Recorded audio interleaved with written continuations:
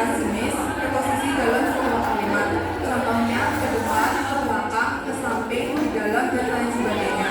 Kemudian bentuk preposisi.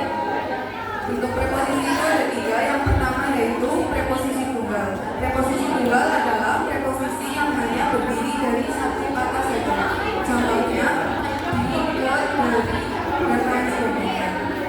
Kemudian ada preposisi tunggal dengan kata berafik, contohnya selama, mengenal, sepada. Yang kedua yaitu preposisi dan nominal lokatif, yaitu dua nomina yang dapat digabung asalkan mempunyai ciri lokatif. Contohnya di atas meja, di dalam rumah, di samping ruangan, dan lain sebagainya. Yang ketiga yaitu preposisi gabungan. Preposisi gabungan yaitu preposisi yang bergabungan atau berkorelasi, memiliki beberapa jenis. Yang pertama yaitu preposisi bergabungan, yang kedua preposisi berkorelasi. Untuk preposisi bergabungan yaitu preposisi yang letaknya berurutan, contohnya daripada, sampai dengan, oleh karena, dan lain sebagainya. Kemudian preposisi berkorelasi yaitu dua unsur yang berpasangan tetapi terpisah oleh kata lain. Kemudian ada jenis preposisi berdasarkan perannya. Jenis preposisi berdasarkan perannya dibagi menjadi 3, yaitu peran semantis preposisi, yang kedua peran sintaksis preposisi, dan yang ketiga peran sintaksis konjungsi. Untuk peran semantis preposisi berperan sebagai pertanda hubungan. Jenis-jenisnya ada 2, yaitu penanda hubungan tempat dan penanda hubungan waktu.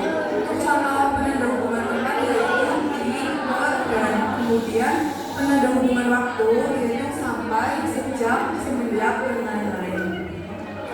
Kemudian yang kedua yaitu peran sintaksis preposisi sebagai keterangan dalam kalimat, contohnya sudah, belum, tidak, bukan.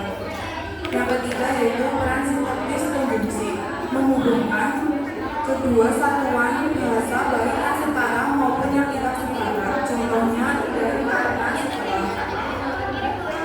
Kemudian ada jenis preposisi berdasarkan perannya. Jenis preposisi berdasarkan perannya dibagi menjadi 5. Yang pertama konjungsi koordinatif, konjungsi korelatif, konjungsi subordinatif, konjungsi antar kalimat, dan konjungsi interjeksi. Next. Kemudian ada artikula. Artikula yaitu kata tugas yang membatasi makna. Ada beberapa macam artikula. Yang pertama artikula yang bersifat gelar, yang kedua artikula yang mengacu pada makna kelompok, dan yang ketiga artikula yang menominalkan. Contoh artikula yang bersifat gelar yaitu sang, sri, dong, dan dang. Kemudian artikula yang mengacu pada makna kelompok, contohnya para. Untuk artikula yang menominalkan, contohnya dia. Apakah ada yang ingin bertanya?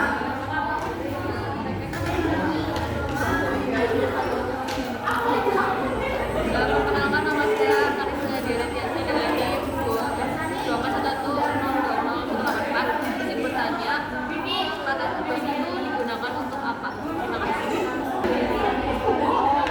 Izin menjawab, untuk kata tugas digunakan untuk apa? Kata tugas juga dikenal sebagai kata depan, adalah kata yang memiliki fungsi khusus dalam kalimat. Contoh utama kata tugas adalah menghubungkan kata atau frasa dengan bagian lain dalam kalimat. Satu fungsi kata tugas adalah sebagai penghubung tempat atau waktu. Sekian presentasi dari saya. Assalamualaikum warahmatullahi wabarakatuh.